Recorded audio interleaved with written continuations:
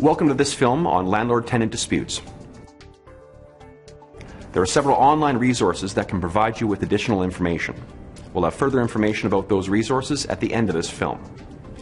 You might be here because you're a tenant and rent the property you live in. The landlord, who owns the place that you're living in, is bringing you, the tenant, to court and asking the judge for an order.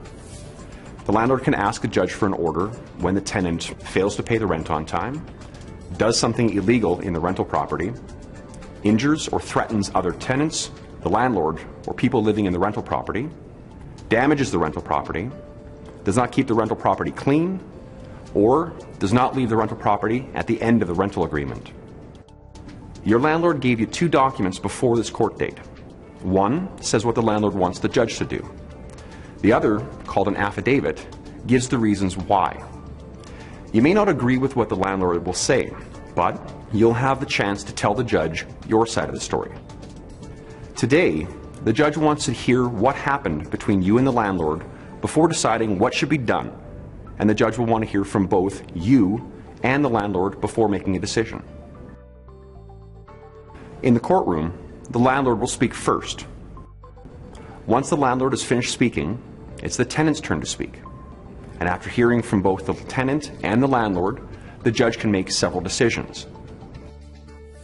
The judge can order that rent must be paid and when it must be paid.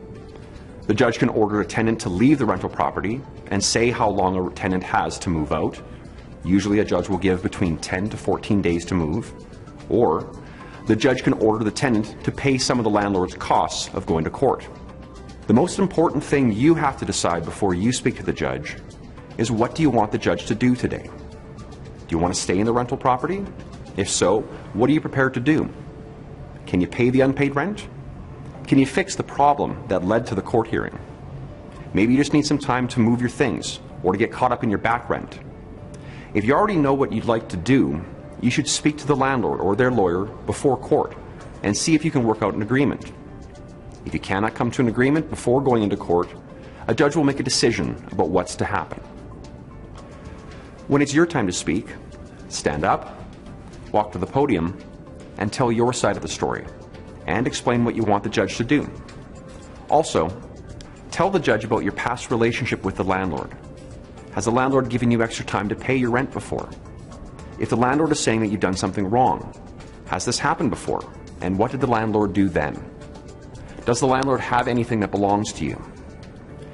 Give the judge as much information as you can so that the judge has all the information to make the right decision. The judge might ask you questions. Answer those questions as clearly and directly as you can. The judge may also ask you to prepare an affidavit, similar to the affidavit prepared by the landlord.